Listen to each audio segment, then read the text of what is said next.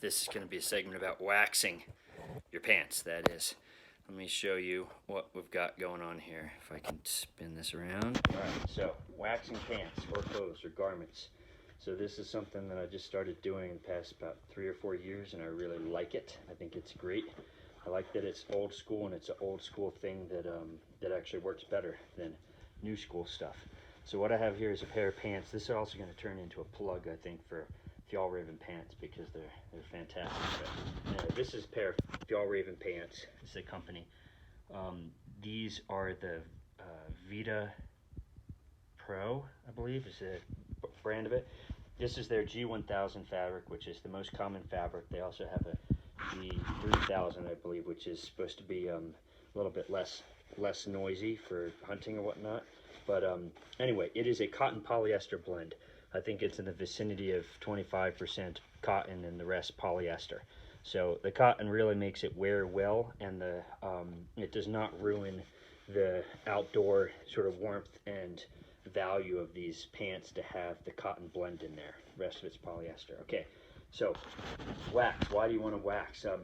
The wax on the pants is a way of waterproofing them somewhat, making them water resistant so the water will bead up and run off of them without making them completely unbreathable, the way modern nylon, either Gore-Tex or coated clothing is.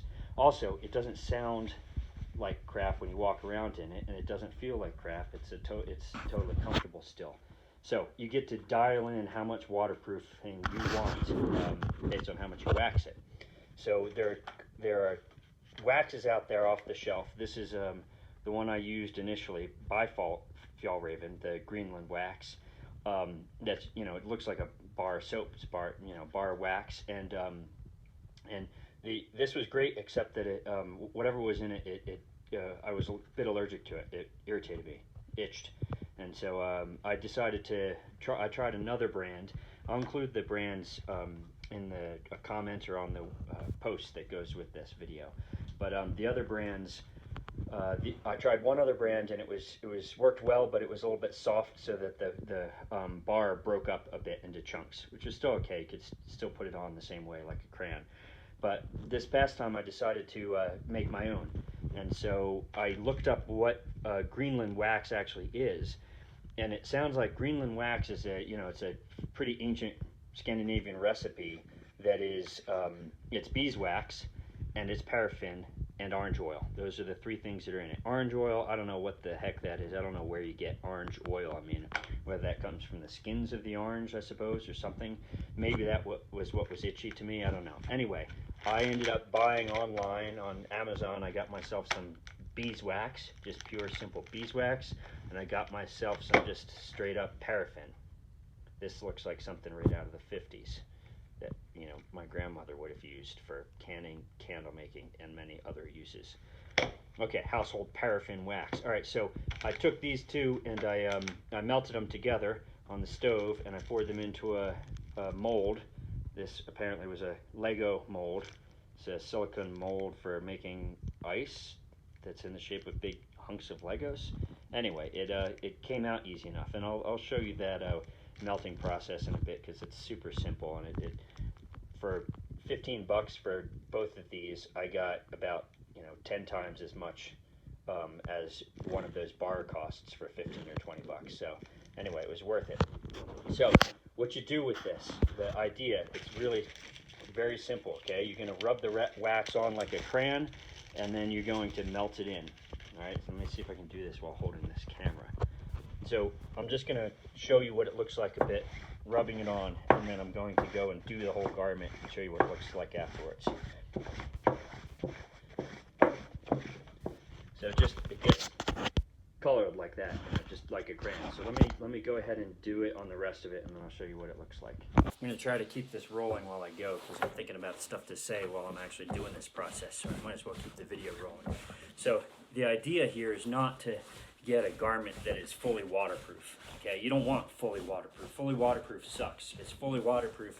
It's hot and sweaty. You get totally soaked when you're trying to wear something that's fully waterproof. That's one of the biggest disadvantages of the modern Gore-Tex is that completely waterproof, and so if you actually do any activity like walking, hiking in it at all, you rapidly get just soaked and hot. I mean, I challenge anybody to tell me that they've had an experience actually exerting themselves in a Gore-Tex garment that hasn't also got sweaty and hot. But you don't need fully waterproof, really.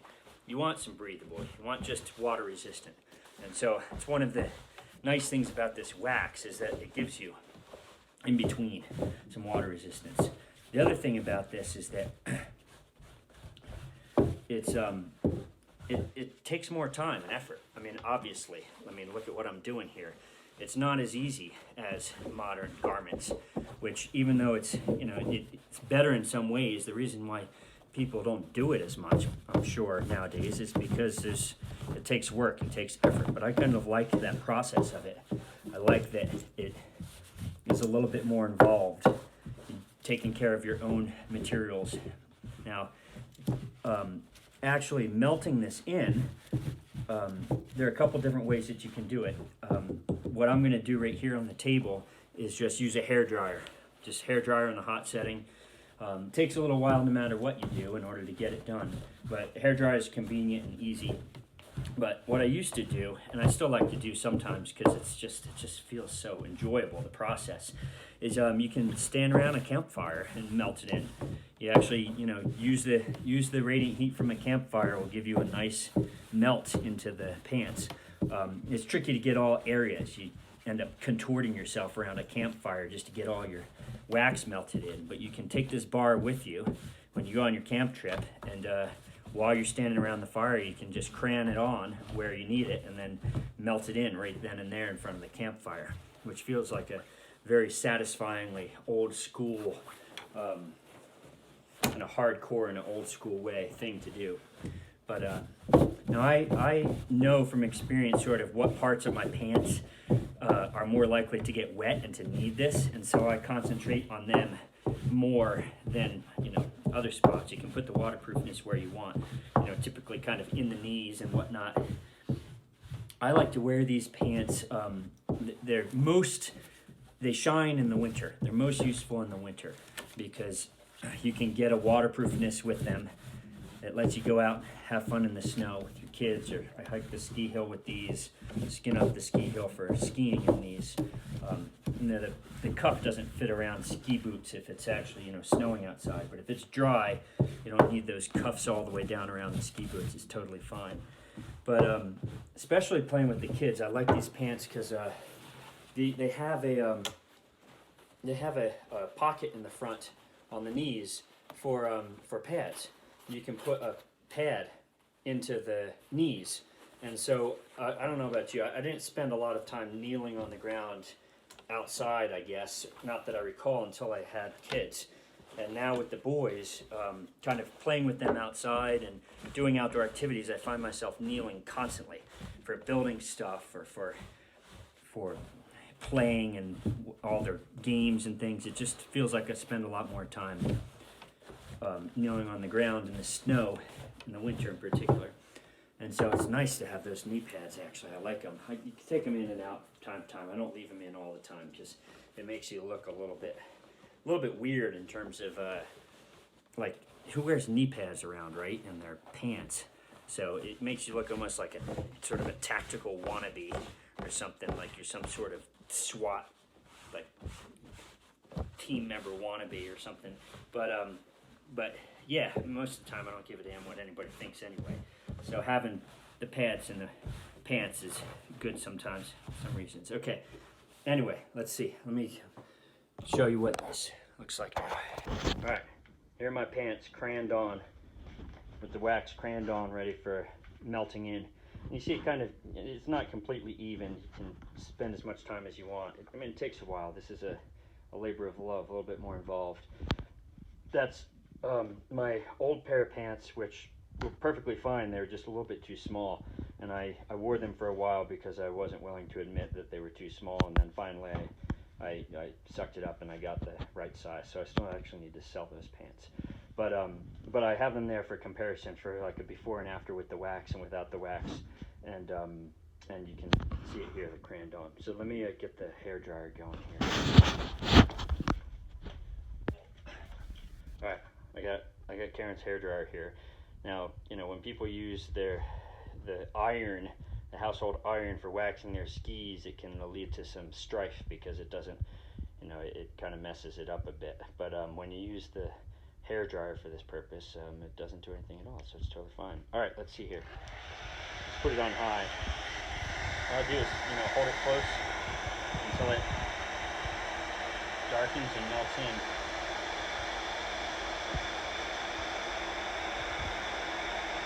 And obviously it takes a while. It'd be helpful to have a beer in the other hand rather than a video camera while you're doing this in order to pass the time, but obviously it doesn't require much of your attention. What's up, boys?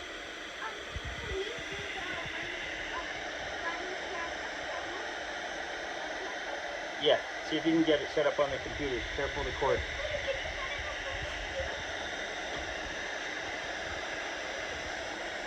So anyway, you get the idea.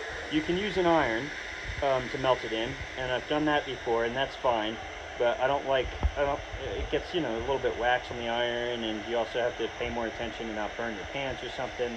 The hairdryer, you don't really have to worry about burning your pants. And, or like I said, around the campfire, although it is kind of funny if people watching you trying to contort yourself to get in the right position to actually get all of the wax melted that you put on. So I'm going to finish this, and then I'll show you what it looks like when we pour water on it afterwards. All right. I spent maybe 10-15 minutes on that with the hairdryer going full blast, minus the interruptions to set up Minecraft worlds. But anyway, so it's it didn't really take that long with the hairdryer in full blast, and afterwards it's just slightly stiffer, than the stuff that the untreated, the non-waxed pants over here, and maybe a hair darker, I guess. And so it's not a bad idea maybe to do 2 coats, because when it melts in, it really does kind of melt in right where it was crayoned on. And so you saw how that, you know, it was kind of not completely even everywhere, but a little bit thicker in places, and it's fine. It works out fine. But if you want it a little bit more even, you might want to do a second coat, something like that. So anyway, so that's good. I'm going to get some water, and we're going to make a mess. Here we go. All in the name of science, right? Honey, why is there water all over the dining room? Experimentation is required to make progress. All right, what do we got here? That's the wax stuff that I just did. That's what you buy yourself. It's not completely waterproof, you know. It'll go through eventually. It'll soak in a little bit. But I mean, it's pretty good, and it's certainly good enough for what I need it for. Let's see what's this stuff is probably actually pretty good even without being waxed, because of being polyester, having a little bit. But yeah, that's actually pretty good without being waxed. I wonder if all the wax came out the last time I cleaned it, when I washed it. So yeah, that's the big thing, is that when you, whoops, oh, there we go. Yeah, it's pretty good even without wax. See, these pants are awesome. But yeah, so the big thing with these pants is that you can't wash them after you wax them. Just kidding. Not entirely, but a little bit. You can only wash them cold. If you wash them with hot water, then it'll melt out the wax and clean the wax out of the pants, which is convenient if you want to get the wax out of your pants for summer when you want them to be, you know, more breathable. Then you just throw them in the washer once, maybe twice, 2 rounds of, you know, in hot water, and it strips the wax out, and you're good to go. Although these, I wonder whether these got washed all the way, because they're still surprisingly, well, it's soaking in a bit. Definitely not as water resistant as these, but more so than I expected. But I honestly, I just don't wash my pants in the winter. I mean, I really avoid washing them. I use them usually. I'm wearing a layer underneath, even if it's, you know, long underwear underneath of them, and so I just, you know, on the outside they might get kind of gunked up and snowy and whatnot, but they're not pants that I use for, you know, going out on the town. The pants I use for adventures. So it's not really that they smell unless they start smelling with camp smoke, which I really could care less about. In fact, that's kind of a benefit. So yeah, I just avoid washing them anyway, which keeps the wax in. Now, I did just wash them recently, and because I made the mistake of thinking that this stuff, before I made my own wax, melted up my own, I was like, oh, well, this stuff works great for shoes. Maybe I should try this on the pants. And it has way too much sort of like petroleum sort of oil in it, like thick sludgy oil. It made the pants kind of like gooey, and it wasn't good. It wasn't a good scene. So don't put Snow Seal on your pants. It glops up. It doesn't spread evenly. You'd have to use a fortune of Snow Seal just to cover one pair of pants, and then they'd be awful afterwards. So wax good, Snow Seal bad. All right, so that's how to wax your pants. Now I do want to say it's no replacement for actual waterproof pants. I mean, I have waterproof shell pants and jacket that I use. These are worth it. I use these skiing, these shell pants, these Gore-Tex ones outside when I'm spending all day on snow and I know I'm going to be digging around in the snow and falling on it all over the place. I use the waterproof pants. They cost a fortune, those waterproof pants, unfortunately, but there's no replacing those for certain things. But when you don't need those waterproof pants, when you're not planning on actually trying to dig a snow cave or something, but you're just outside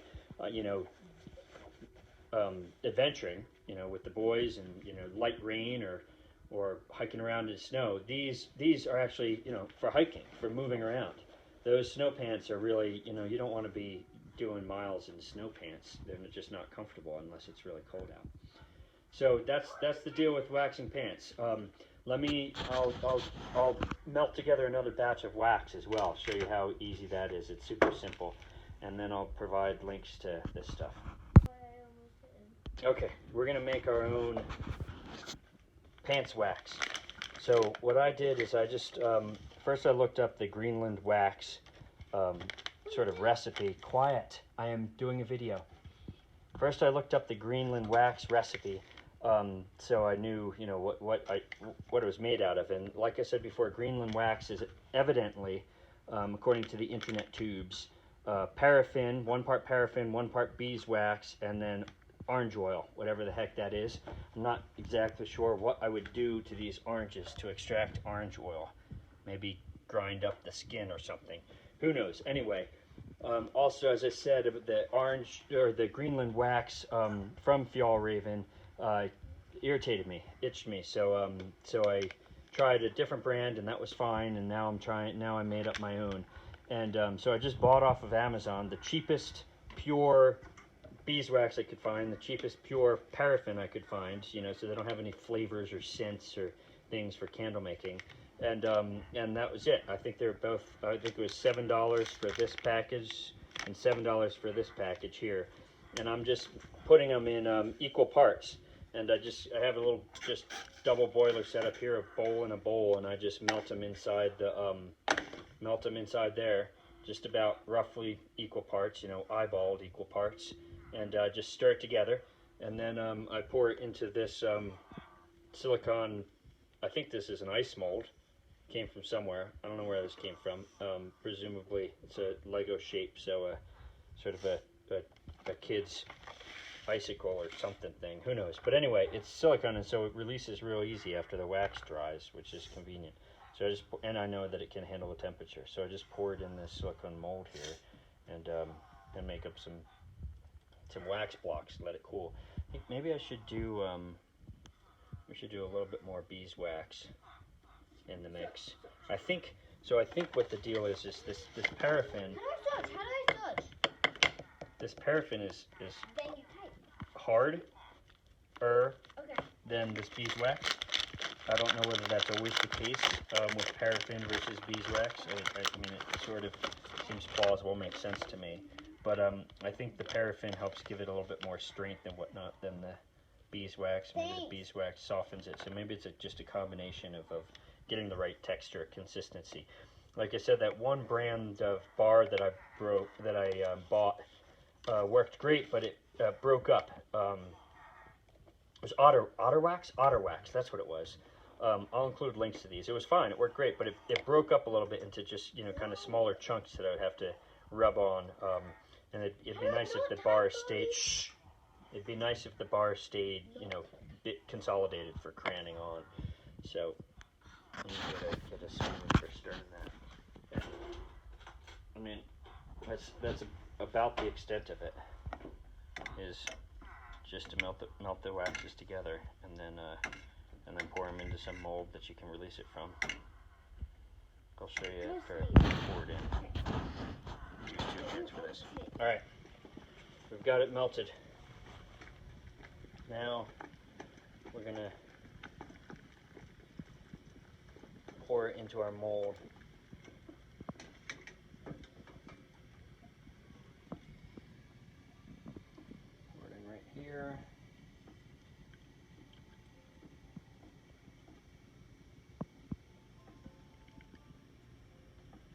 That one's gonna be a little bit small. That's fine. Might have been able to get it all in one. It's fine. All right, and then the last time what I did, I wiped this out with paper towel before it dried. Made it easier to clean up when I do that. All right, so I just cleaned up the pot with the towel so that when it does dry, it's just a small amount of wax. You can see it's starting to solidify already on the bottom. I might carefully take this out and set it in the snow actually and get it to solidify faster. All right, here we have the result. Different day, different time, but these are all the wax bars I have now. This is the one that I was rubbing on the other day on the pants. This is about, I don't know, two applications of wax, I think I used for this one. And then these are those new ones, the super thin one evidently, and the thick one. It's too bad they don't have a way to put a hollow bit in the bottom. We could do some Lego action with this. And there's my wax, and I still have some more left over. I think I have one more beeswax bit. Maybe I used up the beeswax, I'm not sure, but I have a bunch more paraffin still. But anyway, I mean, this is a heck of a lot more than the Otter wax bar, the cool bar, the Fjallraven bar that you buy for 15 to 20 bucks. So I think it's great. So wax your pants.